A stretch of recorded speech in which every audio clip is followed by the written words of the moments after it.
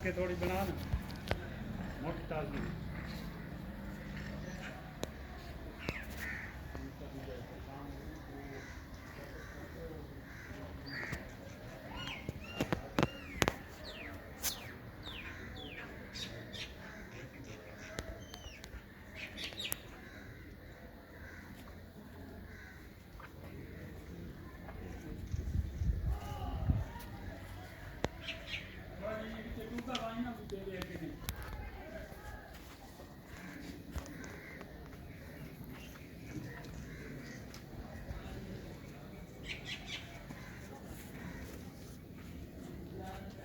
अगर एक तरी बनी तो फिर कहते तो अधिक करे पण साफ सूरज साइड से रहंदा ना उते सूरज